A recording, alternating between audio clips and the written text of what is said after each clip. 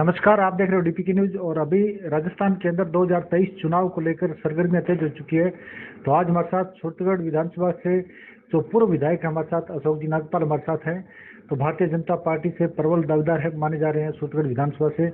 इनसे बात करेंगे भी अब की बार 2023 का चुनाव कैसा रहेगा और इनका जो कार्यकाल रहा वो कैसा रहा, और भारतीय जनता पार्टी के पार्टी की कौन सी इनके पास जिम्मेदारी है। सब चैनल के अंदर स्वागत है आपका। बहुत बहुत धन्यवाद सुभाष जी। तो विधायक साहब से आपको मौका मिला छत्तीसगढ़ विधानसभा का नेतृत्व करने के लिए, तो आप जब यहाँ पे विधायक थे तो कौन सी बड़ी समस्या थी जिसका आपने समाधान कराया?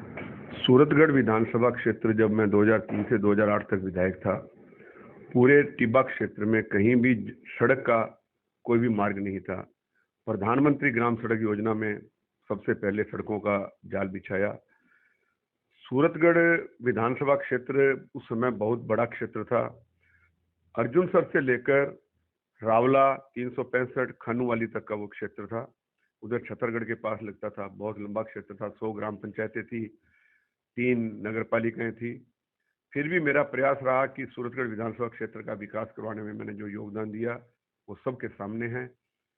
मैं उस समय की बात करना चाहूंगा कि पूरे क्षेत्र में 2003 से 2008 तक माननीय वसुंधरा जी हमारी मुख्यमंत्री थी। उस समय सभी पंचायत मुख्यालयों पर विद्यालय क्रमोन्नत हुए, जो 10वीं के हुए। जहां 5वीं के विद्यालय थे वहां 8वीं के हुए।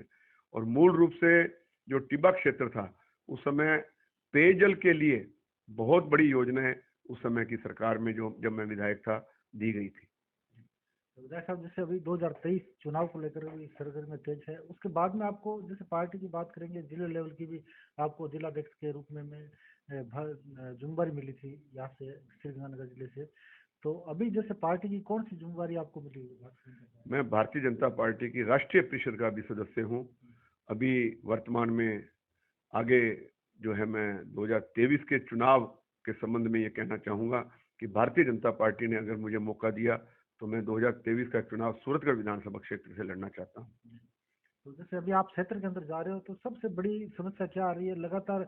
जैसे राजस्थान की बात करेंगे तो राजस्थान के अंदर एक बार भारतीय जनता पार्टी को और एक बार कांग्रेस को मौका मिलता है। तो अब की बार जैसे 2023 का चुनाव कैसा रहेगा, और सूरतगढ़ का अगर नेतृत्व करने का आपको मौका मिलता है तो कौन सी बड़ी समस्या है, उसका समाधान होगा?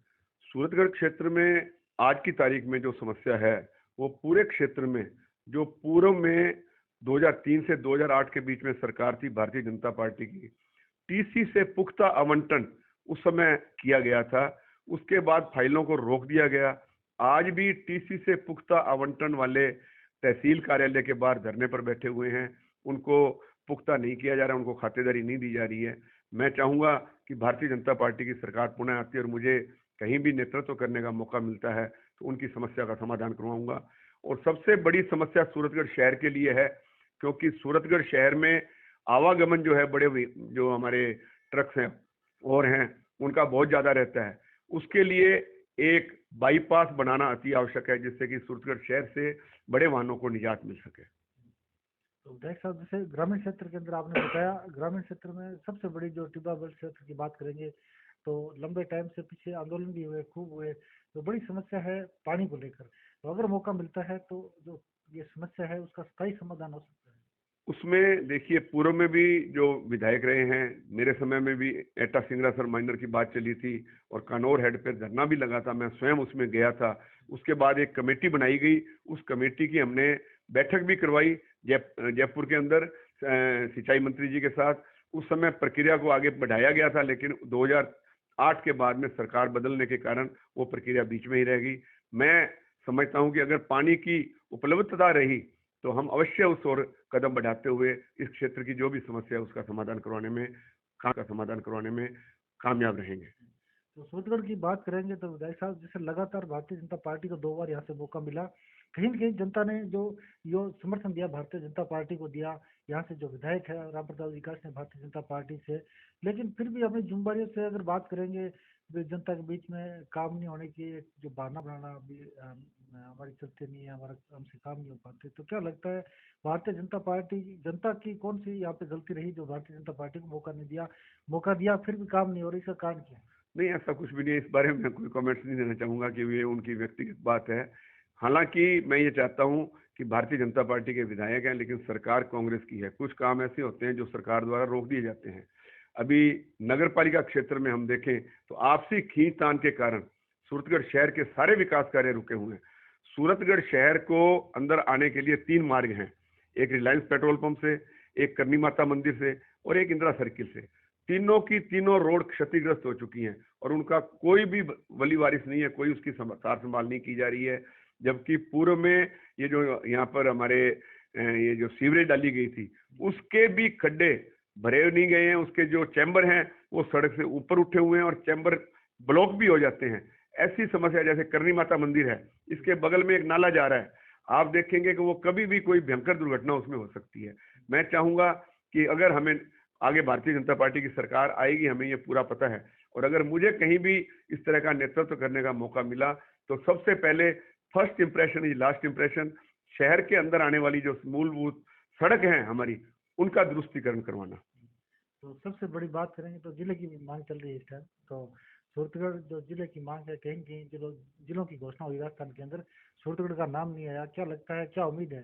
देखिए, सूरतगढ़ जिला बनने के काबिल है। हर तरह की जो इनकी अपने राज्य सरकार की योग्यताएं हैं जो जिले के लिए होनी चाहिए, वो सब सूरतगढ़ बिल्कुल उस अनुरूप है। पूर्व में जब राजघराना था उस समय ये सूरतगढ़ जिला ही कहा जाता, रियासत थी ये, अपने रियासत काल में सूरतगढ़ जिला ही कहा जाता था। लेकिन बाद में धीरे धीरे इसको हनुमानगढ़ को जिला बनाया गया, तब भी सूरतगढ़ की जिले की मांग उठी थी। मैं ये चाहूंगा कि भारतीय जनता पार्टी की सरकार आती है और मुझे कहीं भी नेतृत्व करने का मौका मिलता है तो सबसे पहली प्राथमिकता जिला बनाने की रहेगी।